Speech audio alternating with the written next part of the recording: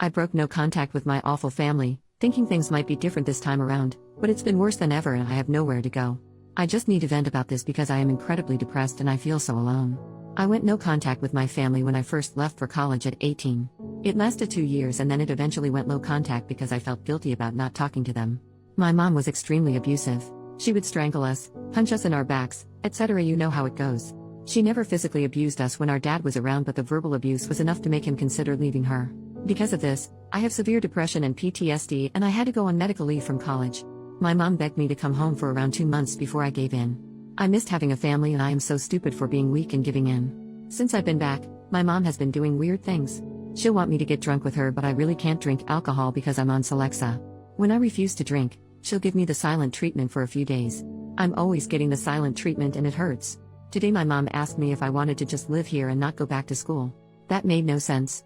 Why would I want to not complete my education? Also, I don't like the constant silent treatment, so I don't like being here. I told her that I'd rather go back to school, and she started yelling about how I can just go to the community college here.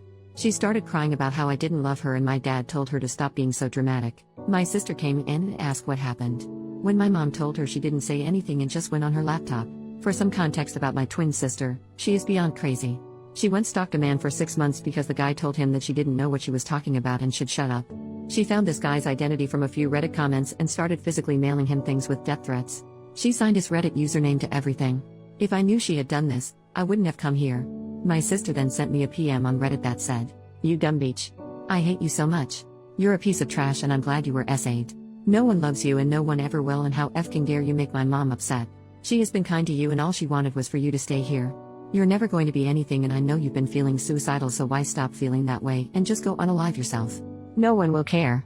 Your boyfriend broke up with you last year and I think that just goes to show that no one cares about you. I hope you get SA'd again, but I should stop talking before you call the cops on me like you used to do to mom when we were kids. There's so much I'd love to say to you, but I don't want you to go snitching and I don't want to be a bully." As soon as I saw that, I started crying and I told my dad. He said my sister was totally out of line, but he can't discipline her because if that's how she feels, she is entitled to feel that way. My mom came in and saw me crying and started laughing uncontrollably. I asked my sister why she would do something like this when I have only been nice to her. I sent her like $400 a month when I was in school because my parents are so poor. I deleted my account immediately and my sister said that she found my account because she snooped around on my laptop when I was out of the house. All my dad had to say about this is that it wasn't nice. I have no idea how to cope with this. My cousin said that I can move in with them next month when they get back in the country, but that's such a long time away. First update, 10 days later, my hands are shaking, but I am on the way to a domestic violence shelter. I am very afraid. The family who was going to take me in said that my mom asked them not to get involved and they don't want to make her mad. She didn't even have to know I was there. My entire family has known about the abuse and they tell me it's awful but have never done anything. Not a single thing. I look a mess because it all happened fast. An object was thrown at me and nasty things were said. My life was threatened. I didn't even have time to shower yet. I am at the emergency room getting my medicine. The shelter is paying for it. I'm afraid of getting judged because I actually rolled out of bed and look so awful. But I had to escape. The shelter only gives me 30 days, so at my job interview I think I'll be honest and tell them I really need the job because I'm in a shelter. It's at a cinema, so that would be nice. My friend and her parents live in my college town and said I could stay there. I just have to buy my ticket.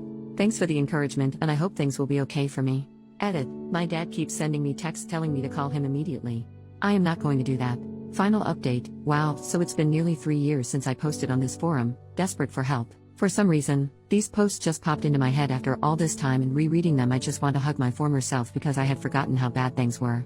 I also want to hug all of you for helping me. I wrote down the advice you gave me and I used it. I really did. I may be a little vague to continue to preserve my identity. So here goes the last update to this saga. And it's a happy one. The shelter that I stayed in was very nice and brand new. The staff told me how cramped the other one was, so I'm very lucky that I arrived when I did. After the first day, my nerves relaxed and I could just breathe. There were about 7 other women there and we each had our room with a nice bathroom. I was the youngest there and the other women gave me advice about life and they even did my makeup for interviews. We each took turns cooking, per the rules, and we developed a nice bond. The staff was so amazing and they also talked to me about life. I felt so safe at this place because of the security. Oh, I almost forgot. A church group came to give quilts they had made for us and I still have mine. Sometimes I snuggle with it and think of how far I've come. I love that quilt and I wash it very carefully. We also had group and individual therapy which really helped. I know every shelter experience isn't like this, but please don't be afraid to just leave when things get bad. Family abuse counts as domestic violence. I was able to find a job that paid more than the movie theater offered, and I told them that I didn't plan on going back to school in the future. Yes, it was a lie, but there was no way I could afford rent by working at a movie theater. I decided to look for my own place instead of just staying with a friend that offered because I needed stability, and if things got bad, I didn't really have a support net and would have to start over.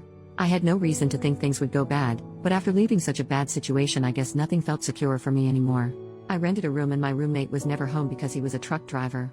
I didn't feel very comfortable staying with an older man I didn't know, but I had very few options. He was very nice, and because our schedules never aligned, we left each other goodbye notes since we couldn't do it in person. I still have his note.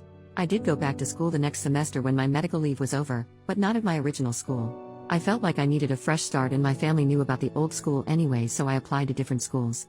I got into a great school. I told my story, of everything I had survived, in the essay.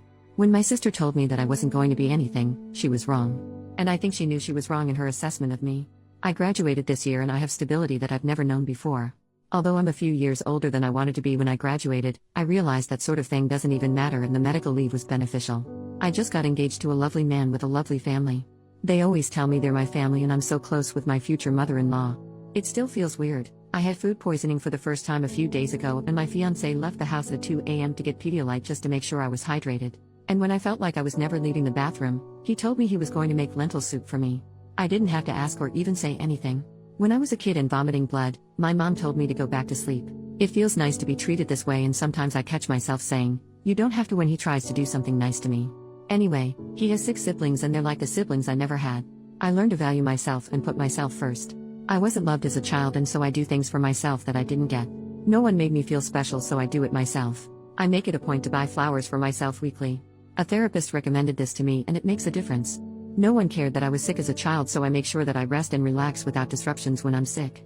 No one valued my personal time or space, so I have days where I don't even answer my phone and just spend time with myself. Things like that. Thanks again to everyone. When I made that last update, I was crying and I really didn't think I was going to be okay. I was headed to a shelter with a 30-day stay, and I thought there was no way anything beneficial could happen in 30 days. I was very depressed and hopeless, and I had no idea things would have gone in such a positive direction. I'm so beyond thankful.